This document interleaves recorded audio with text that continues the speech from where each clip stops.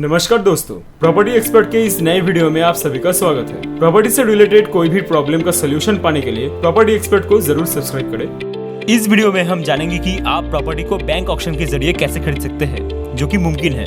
अगर आपको कोई प्रॉपर्टी पसंद है और आप चाहते हैं कि वो आपको 20 से 30% कम रेट्स पे मिल जाए, तो अगर उस प्रॉपर्टी के ओनर ने बैंक से लोन लिया है और वो पूरी नहीं दे पाता है लोन, तो बैंक उस प्रॉपर्टी को ऑक्शन कर देता है। इसमें हम चर्चा करेंगे कि बैंक ऑक्शन प्रोसेस क्या होता है। अब हम बात कर लेते हैं कि किसी भी प्रॉपर्टी को एनपीए कब डिक्लेयर किया जाता है। बैंक से जब हम किसी भी प्रॉपर्टी के लिए लोन लेते हैं तो हमें उसका ईएमआई भरना होता है। अगर हम वो नहीं भरते हैं तो बैंक हमें 3 महीने का टाइम देता है। मान लीजिए हमने 1 महीने को स्किप कर दिया तो बैंक हमें रिमाइंड करेगा। फिर भी हमने लगातार अगर ईएमआई डिफॉल्ट कर दी तो बैंक उसे एनपीए कर देता है, that is non performing asset. उसके बाद बैंक हमें एक नोटिस डिक्लेयर करेगा कि हम आपके प्रॉपर्टी को एनपीए डिक्लेयर कर रहे हैं या कर दिया है, तो आप उसका जवाब दें कि आप ईएमआई क्यों नहीं भर पा रहे हैं। उसके बाद भी बैंक आपको 60 दिन का समय देती है जवाब देने के लिए कि आप ईएमआई क्यों नहीं पे कर रहे हैं। तो अगर आप उस 60 दिनों के अंदर ये डिसाइड कर लेते हैं कि आपके पास अब अमाउंट है, ईएमआई जितना भी डिफॉल्ट है उसको भर देते हैं, तो बैंक वो नोटिस विड्रॉल कर लेगा। पर आप ऐसा नहीं करते हैं तो 60 दिनों के बीतने के बाद बैंक 30 दिनों के बाद उस ऑक्शन को स्टार्ट कर देता है। तो अगर टोटल 6 महीने में अगर हमने ईएमआई नहीं भरी तो इसका मतलब है कि बोरोवर किसी सीरियस फाइनेंशियल प्रॉब्लम में है कि उसने 6 महीने तक पेमेंट नहीं की। अगर आपको बैंक ऑक्शन में घर खरीदना है तो आपको पहले ये सर्च करना होगा कि आपको कौन सी प्रॉपर्टी खरीदनी है। आज के समय पे ज़्यादातर ऑक्शन ई ऑक्शन होती है। इनके ज़्यादातर नोटिस या तो न्यूज़पेपर में आती है या कुछ वेबसाइट भी है जिन्होंने इसका डेटाबेस बनाया हुआ है। आप वहां जाके भी सर्च कर सकते हैं। न्यूज़पेपर में प्रोबेबिलिटी कम है फाइंड आउट करने की, पर ऑनलाइन वेबसाइट में प्रोबेबिलिटी ज़्यादा होती है। तो बेटर होगा कि आप ऑनलाइन ही चेक करिए कि कौन कौन सी प्रॉपर्टी अवेलेबल है आपके प्रेफर्ड एरिया में। अगर आपको ये वीडियो अच्छी लग रही हो तो लाइक का बटन जरूर दबाइए, और अगर अभी तक अपने चैनल को सब्सक्राइब नहीं किया है तो जल्दी से जल्दी नीचे बेल आइकन पर क्लिक करें। दूसरा है कि आप प्रॉपर्टी का ड्यू डिलिजेंस करिए।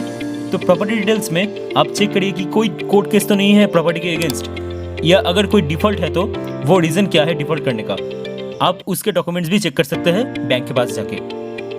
आप प्रॉपर्टी के बारे में सारी डिटेल्स निकाल लें कि प्रॉपर्टी ऑक्शन में क्यों गई है और उसके ऊपर कोई केस नहीं होना चाहिए। फिर अगला ये होता है कि आप फिजिकली इंस्पेक्ट कीजिए प्रॉपर्टी को।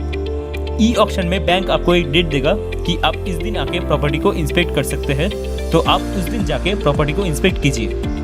इससे आपको आइडिया हो जाएगा कि प्रॉपर्टी कितने टाइम से खाली पड़ी है। इस पे कोई कोर्ट का ताला तो नहीं लगा हुआ है।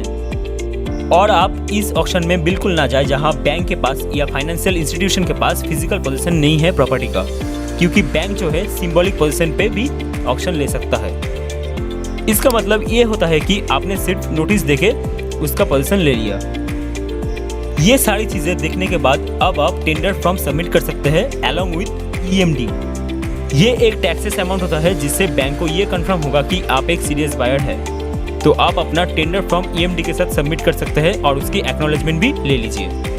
इसके बाद आता है ऑक्शन डेट। इसमें बैंक आपसे ये कहेगा कि इस दिन ऑक्शन डेट है, तो बैंक उस दिन आपको बताएगा कि कौन सक्सेसफुल बिडर है। अगर आप सक्सेसफुल बिडर है तो आपको उसका 25% विद इन 1 डे बैंक को जमा करना पड़ेगा। इस 25% ईएमडी ऑलरेडी इंक्लूडेड होता है। अगर किसी भी रीजन से आप बैकआउट कर देते हैं तो वो पैसा आपको वापस नहीं मिलता है, और बाकी का जो भी 75% अमाउंट है वो आपको बैंक को 15 से 30 दिन के अंदर देना होता है। अगर आप होम लोन लेने की भी सोच रहे हो तो आप जिस बैंक से बिडिंग कर रहे हो तो उसी बैंक से आप होम लोन ले, क्योंकि दूसरी बैंक से होम लोन लेना पॉसिबल नहीं है। बहुत कम केसेस में पॉसिबिलिटी अराइज होती है। और आप ये चेक कर लीजिए कि बैंक आपको होम लोन देने के लिए एग्री है या नहीं। और अगर आप पूरी पेमेंट अपने सेविंग से कर रहे हो तो आपको इनकी चिंता करने की जरूरत नहीं है। सारे अमाउंट जब आप पे कर देंगे फिर आपको एक सेल सर्टिफिकेट इशू होगा बैंक की तरफ से। वो सेल सर्टिफिकेट आपको सब रजिस्टर ऑफिस में जाकर रजिस्टर करवाना जरूरी है। वो रजिस्ट्रेशन एक बैंक के ऑथराइज एम्प्लॉय आके करेंगे।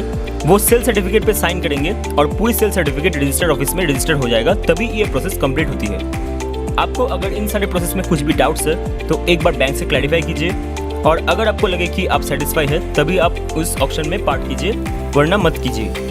वरना दोस्तों, उम्मीद है ये इन्फॉर्मेशन आपके लिए हेल्पफुल साबित होगी। आज इतना ही, मिलते हैं अगली वीडियो में। तब तक के लिए अलविदा। अगर आपको ये वीडियो पसंद आई then please like, share and subscribe our channel property expert and be with us. If anyone wants to buy or take property on rent, then you can fill the form given below in the description. Thank you.